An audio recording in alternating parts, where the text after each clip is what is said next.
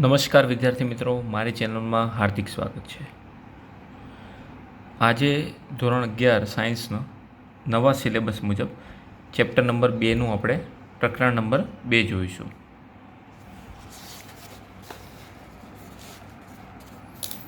સ્વાધ્યાયની અંદર page number 35 ઉપર સૌપ્રથમ ખરા ખોટા.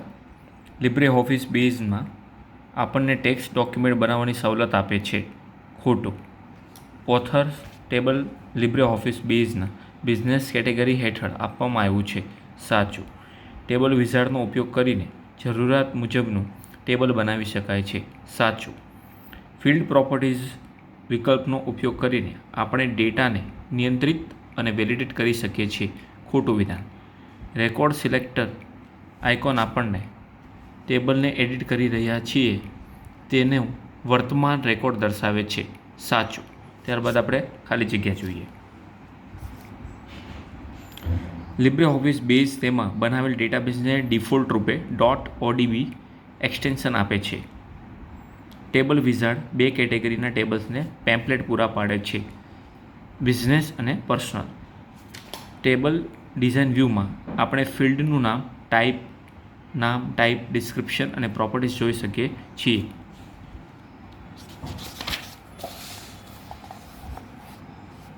ઓટો વેલ્યુ પ્રોપર્ટીનો ઉપયોગ પ્રાઇમરી કી ફિલ્ડ સાથે થાય છે. રિડન્ડન્સી નોર્મલાઇઝેશન્સના નામ કોન્સેપ્ટ દ્વારા દૂર કરવામાં આવે છે. ત્યારબાદ હવે આપણે MCQ જોઈએ.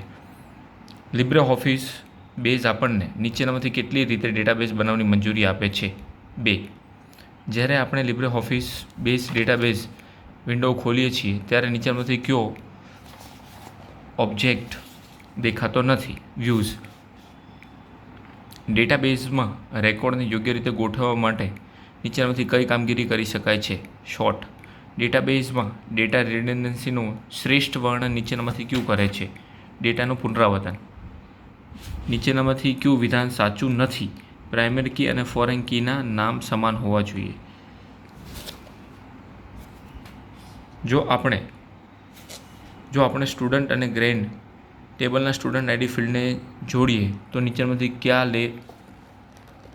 કયા લેબલ રિલેશન લાઇન પર દેખાશે? 1n. C. ટેબલ વચ્ચે રેફરન્શિયલ ઇન્ટિગ્રિટી સેટ કરતી વખતે જો તેનો સંબંધિત રેકોર્ડ અન્ય ટેબલમાં હોય તો નીચેનામાંથી કયો વિકલ્પ યુઝરને રેકોર્ડ ડિલીટ કરવા અથવા તો અપડેટ કરવાની મંજૂરી નહીં આપે? નો એક્શન. નીચેનામાંથી કયા ફિલ્ડ પ્રોપર્ટીઝને નોટ નલની સમકક્ષ ગણી શકાય છે? રિક્વાયર્ડ.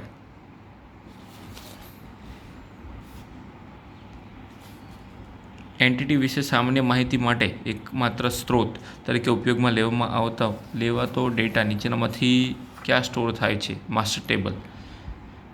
ફોરેન કીનો ઉપયોગ કરવાથી નીચેનામાંથી કયો ફાયદો થાય છે? Data consistency. આ સાથે ચેપ્ટર નંબર 2 અહીં પૂર્ણ થાય છે. નેક્સ્ટ સેશનમાં આપણે ચેપ્ટર નંબર 3 જોઈશું. જો આ વિડીયો આપણને ગમ્યો હોય તો આ વિડીયોને લાઇક કરો, શેર કરો અને મારી ચેનલને સબસ્ક્રાઈબ કરો. Thank you.